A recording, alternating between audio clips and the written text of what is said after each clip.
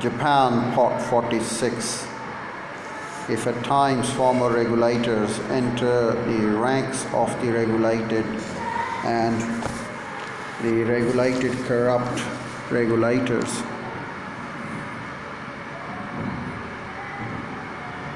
if at times the former regulators enter the ranks of the regulated and the regulated corrupt the regulators, this is seen as merely an imperfection. When in industry related to the military and the Defense Department encourages and strengthens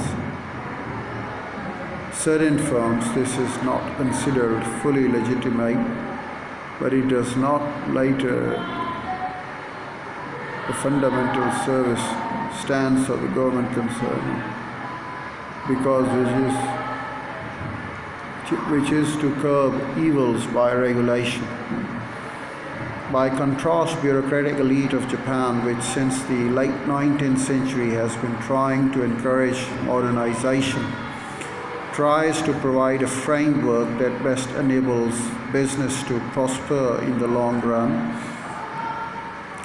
Japan is not without regulatory agencies, and indeed parts of the American bureaucracy encourage business. But the Japanese elite bureaucrats' sense of responsibility for overall economic success is broader and deeper. Each ministry puts out one or more annual white papers which provide a tour of the horizon in each major area of the economy and society, reporting on annual developments and giving guidelines for future projects.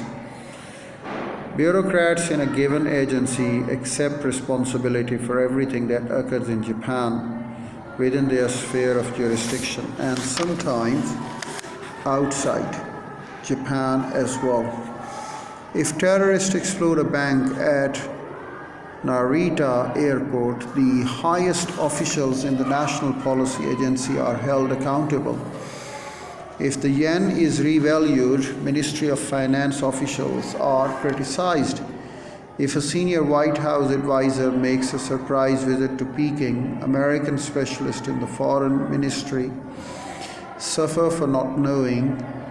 If steel is an oversupply, MITI officials are blamed. If trading companies withhold goods from the market to raise prices, and the cabinet is in trouble.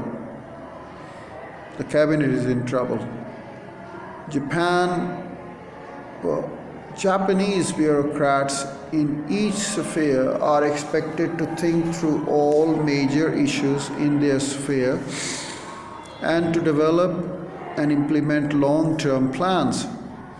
Since 1975, the annual volume on the directions of the economy published by MITI, the most important ministry supervising industry, has been called Long Range Vision, but the title merely formalizes what has long been the basic mission of all Japanese bureaucrats concerned with the economy.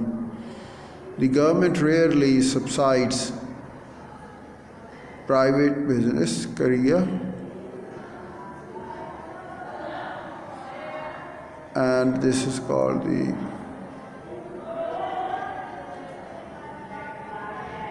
the government rarely subsidizes private business directly, but bureaucrats are relentless in their efforts to create conditions for business that are necessary to realize their long-term vision.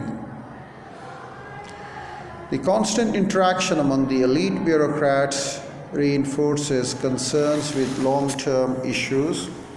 When they assemble formally and informally, what they have in common is the mission of the ministry as a whole.